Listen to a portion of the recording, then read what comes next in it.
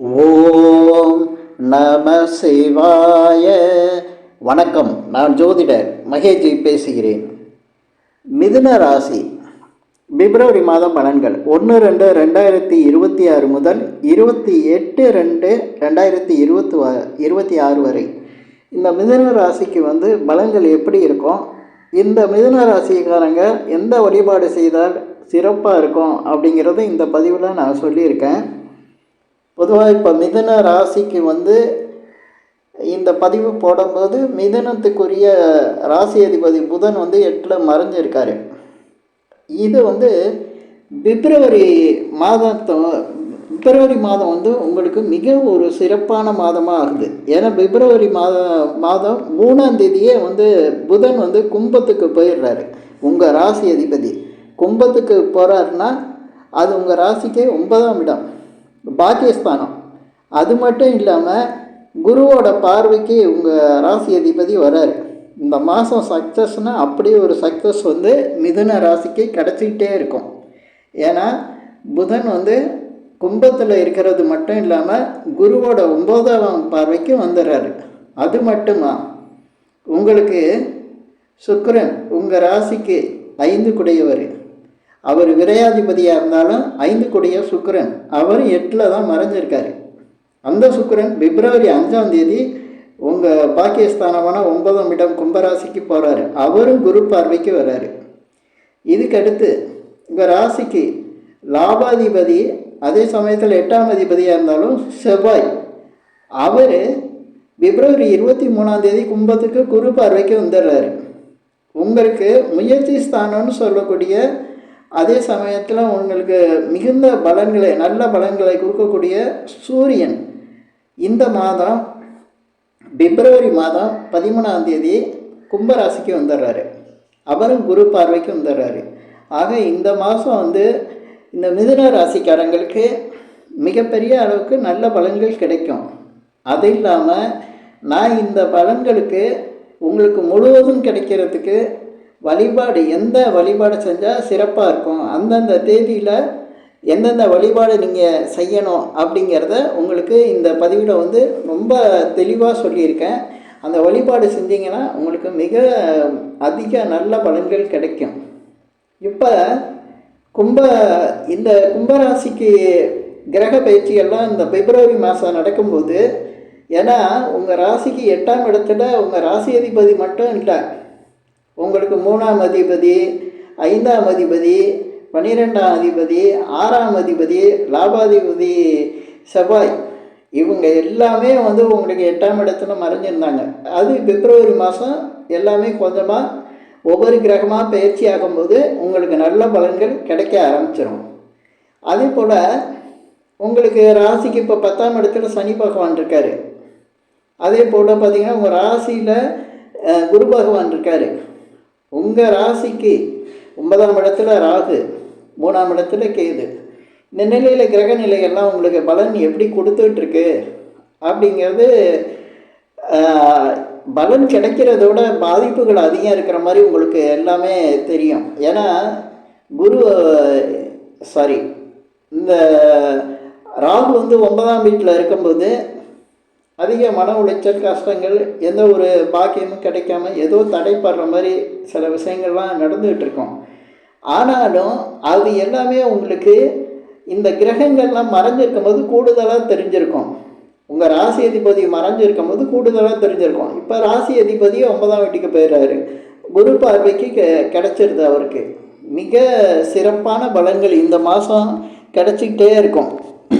அதுவும் அரசாங்கம் சம்பந்தமான விஷயங்கள் ஏதாவது உங்களுக்கு நடக்க வேண்டியது இருந்தால் ரொம்ப சிறப்பாக அந்த அரசு சம்பந்தமான விஷயங்கள் உங்களுக்கு சாதகமாக நடக்கும். பூர்வீகம் சம்பந்தமான பிரச்சனைகள் உங்களுக்கு சாதகமாக இருக்கும். குலதெய்வம் சம்மந்தப்பட்ட விஷயங்கள் நல்லதாக நடக்கும். குழந்தைங்கள் சம்மந்தப்பட்ட விஷயங்கள் நல்லதாக நடக்கும். தந்தை சம்மந்தப்பட்ட விஷயங்கள் ஏதாவது உங்களுக்கு இருந்தால் அந்த தந்தை வழி விஷயங்கள் உங்களுக்கு சாதகமாக நடக்கும். ஏன்னா இது எல்லாமே சூரியனோட தன்மையில் இருக்கும். சூரியன் குரு பார்வைக்கு வராரு 9ஆம் இடம் பாக்கியஸ்தானத்துக்கு. அதுவும் இல்லாமல் சுக்கிரன் குரு பார்வைக்கு வராரு. சுக்கிரன்னா பணத்தை குறிக்கிறவர். பணம், இந்த பணம் தான் உங்களுக்கு அதிகமாக எல்லாரும் விரும்புகிற விஷயம். லட்சுமி யோகம்பாங்க. அந்த மாதிரி அந்த லட்சுமி யோகம் இந்த மாதம் உங்களுக்கு உண்டாக போகுது. குரு பார்வையில் சுக்கிரன் மிக அதிக அளவுக்கு நல்ல பலன்களை கொடுக்க போகிறார். அதே சமயத்தில் உங்கள் முயற்சிகளில் இருந்த சில தடைகள் இந்த மாதம் வந்து உங்களுக்கு தெரியாது. பிப்ரவரி மாதம் உங்களுக்கு எல்லாமே சக்ஸஸ் ஆகிட்டே இருக்கும். அதே போல் நான் சொல்லக்கூடிய பலன்கள் எல்லாமே உங்களுக்கு சாதகமாக இருக்கிற மாதிரி நிலை இருந்தாலும் உங்கள் சுய ஜாதகத்தில் அதை கிரக நிலைகள் சரியில்லாமல் இருந்தால் சில பாதிப்புகள் இருக்க தான் செய்யும். அது ஏன்னா பலன்களை தடுக்கக்கூடியது சுய ஜாதகத்தில் உள்ள கிரக நிலைகளாக இருந்தாலும் இப்போ கோச்சார ரீதியாக வரக்கூடிய கிரகங்கள் உங்களுக்கு பலன்களை கொடுக்க தான் செய்யும். அதில் கொஞ்சம் அனுசரித்து நடக்கும். ஆனால் நான் சொல்லிக் கொடுக்கக்கூடிய இந்த வழிபாட்டு முறைகள், கோயிலுக்கு நீங்கள் எந்த கோயிலுக்கு போகணும், எந்த கடவுளை கும்பிடணும் அப்படிங்கிற விஷயத்தை நான் இந்த பதிவில் சொல்லியிருக்கேன். அது உங்களுக்கு மிக சிறப்பான பலன்களை கொடுக்கும். இப்போ உங்கள் ராசிக்கு வந்து 10ஆம் வீட்டில் சனி பகவான் வந்ததுலேருந்து உங்களுக்கு பார்த்திங்கன்னா தொழிலில் கொஞ்சம் முடக்க மாதிரி தெரியும். தொழில் வந்து கொஞ்சம் அதிக வேகம் வந்து கம்மியாக இருக்கும். வேகம் இல்லாமல் ஏதோ மந்தமாக நடக்கிற மாதிரி சில விஷயங்கள் உங்களுக்கு தெரிஞ்சிருக்கும். அந்த விஷயங்களில் இப்போ கொஞ்சம் சுறுசுறுப்பு அடையணுன்னா, அதே போல் மற்ற கிரகங்களும் உங்களுக்கு சாதகமாக இருக்கணும்னா நான் சில வழிபாட்டு முறைகளை இந்த பதிவில் சொல்லி கொடுத்துக்கிட்டு வரேன். ஏன்னா இந்த வழிபாடை நீங்கள் செஞ்சீங்கன்னா கிரகத்தில் வரக்கூடிய சில பாதிப்புகளை நீங்கள் சரி பண்ணிக்கலாம். என்னதான் கிரகங்கள் பாதிப்பு கொடுத்துக்கிட்டு இருந்தாலும் நம்ம வந்து தகுந்த வழிபாடு செய்யும்போது அதற்கான அதே போல் அந்த கெடுபலன்களை குறைச்சிக்கலாம். நல்ல பலன், கெடுபலன் குறைஞ்சாலே அது நல்ல பலன் கிடைக்கிறதுக்கான அர்த்தம் தானே. நல்ல பலன்கள் கிடைக்க ஆரம்பிச்சிடும். இப்போ இந்த மிதுன ராசியில் பிறந்தவங்களுக்கு பார்த்திங்கன்னா நான் சொல்லக்கூடிய இந்த பலன்கள் வந்து பிப்ரவரி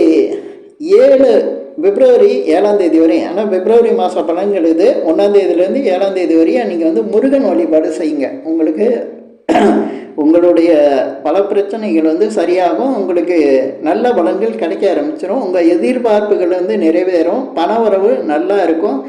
உங்களுடைய உடல்நிலை சிறப்பாக இருக்கும்.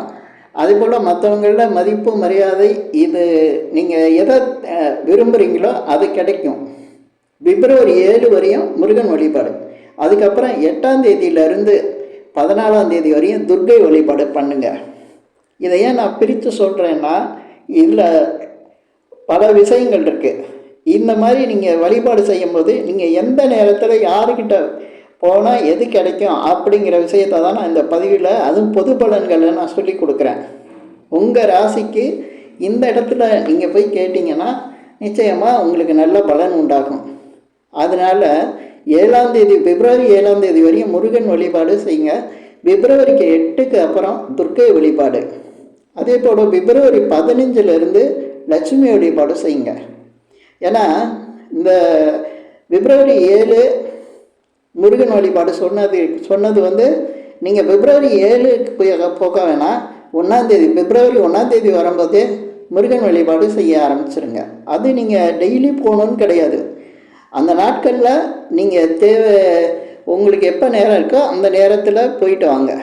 ஏன்னா நான் ஆஃபீஸ் போகிறேன், காலையில் போகிறதா சாயந்தரம் போகிறதான்னு கேட்பீங்க. இந்த சந்தேகமே வேணாம். நீங்கள் கோயிலுக்கு ஒரு தடவை போயிட்டு வந்தாலே போதும். எந்த நேரமாக இருந்தாலும் கோயில் திறந்திருக்க நேரத்தில் நீங்கள் போயிட்டு வாங்க. அது வந்து 1ஆம் தேதி போனால் தான் இந்த 7 வரையும் உங்களுக்கு இருக்க அந்த சாதகமான நிலை இருக்கும். அதுக்கப்புறம் பிப்ரவரி 8 துர்க்கை வழிபாடு. துர்க்கை சிவன் கோயிலெலாம் துர்க்கை தெற்கு பக்கம் இருக்கும். அதை பார்த்து நீங்கள் வழிபாடு செய்யுங்க. அது உங்களுக்கு வந்து சிறப்பாக இருக்கும். மிக நல்ல பலன்களை உண்டாக்கும். எல்லா சிவன் கோயில்லையும் இருக்கும். அவங்க தெற்கில் இருப்பாங்க, நம்ம வடக்கில் நின்று கும்பிடணும். அதாவது தட்சிணாமூர்த்தி வந்து தெற்கு பார்த்து இருப்பார், துர்க்கை வந்து வடக்கு பார்த்து இருப்பாங்க. அங்கே கோயிலில் தான் உங்களுக்கு தெரியலன்னா இதை நான் சொல்கிறேன், கோயிலில் கேட்டால் சொல்லிடுவாங்க. துர்க்கை வழிபாடு பண்ணுங்கள். அதுக்கு அடுத்து பிப்ரவரி 15லேருந்து லட்சுமி வழிபாடு, மகாலட்சுமி வழிபாடு. இதை செய்யுங்க. உங்களுக்கு மற்ற கிரகத்தில் வரக்கூடிய அந்த எல்லா பாதிப்பும் சரியாகி உங்களுக்கு நல்ல பலன்களே கொடுக்க ஆரம்பிச்சிடும். இது வந்து நான் ஒவ்வொரு மாதமும் இந்த மாதிரி போடுவேன். இந்த மாதிரி பலன்களை நீங்கள் இந்த மாதம் நீங்கள் இந்த மாதிரி வழிபாடு செஞ்சோடனே இதில் என்ன உங்களுக்கு பலன்கள் கிடைச்சதுன்னு கமெண்ட்டில் போடுங்க. உங்களுக்கு ஏன்னா எனக்கு ஃபோன் பண்ணி சொல்ல வேணாம், உங்களுக்கு ரொம்ப ஆச்சரியப்படத்தக்க சில விஷயங்கள்லாம் நடக்கும், நல்ல பலன்கள்லாம் உண்டாகும், உங்களுடைய காரியங்கள்லாம் ஈஸியாக சக்ஸஸ் ஆகும். இந்த பதிவில் நான் சொல்லியிருக்கிற இந்த பதிவில் வந்து இந்த வழிபாடு சொல்லியிருக்கேன்னா அந்த தேதியை முதல்ல வச்சுக்கோங்க. ஏன்னா நீங்கள் பின்னால் போனீங்கன்னா, இப்போ நான் வந்து முருகன் வழிபாடு வந்து 7ஆம் தேதி வரையும் பண்ண சொல்லியிருக்கேன். நீங்கள் 1, 2 தேதியிலே போய் பார்த்துருங்க. ஏன்னா நீங்கள் 7ஆம் தேதி 6ஆம் தேதி போனேன்னா உங்களுக்கு அது சரியாக வராது. அதே போல் 8ஆம் தேதியிலேருந்து துர்க்கை வழிபாடு சொல்லியிருக்கேன்னா நீங்கள் 14ஆம் தேதி 5ஆம் தேதி தான் என்னால் போக முடிஞ்சுன்னு சொல்லாதீங்க. ஏன்னா முன்னாலேயே கொஞ்சம் போங்க. ஏன்னா உங்களுக்கு ஒரு வழிபாடு பண்ணி அதுக்கடுத்து அந்த நாட்கள் உங்களுக்கு சாதகமாக அமைகிறதுக்காக நான் சொல்கிறேன். இதே போல் பிப்ரவரி 15லேருந்து லட்சுமி வழிபாடுனா நீங்கள் 15, 16, 17 இந்த தேதிகளில் போங்க. அதுக்கு பின்னால் உள்ள நாட்கள் உங்களுக்கு சாதகமாக இருக்கும். முடிஞ்சால் டெய்லி கூட நீங்கள் போகலாம், உங்களுக்கு வாய்ப்பு இருந்தால். வாய்ப்பு இல்லைன்னா உங்களால் எப்போ போக முடியுதோ அப்போ போயிட்டு வாங்க. அடுத்த மாதம் நீங்கள் கமெண்ட்டில் போடுங்க. இந்த இந்த பதிவில் நான் சொன்ன பலன்கள் வந்து உங்களுக்கு பிடிச்சிருந்ததுன்னா ஷேர் பண்ணுங்கள், லைக் பண்ணுங்கள். அதே போல் இந்த சேனலுக்கு சப்ஸ்கிரைப் பண்ணுங்கள். என்கிட்ட ஜாதகம் பார்க்கணுன்னா மட்டும் கீழே இருக்க என் நம்பருக்கு கால் பண்ணுங்கள். நன்றி, வணக்கம்.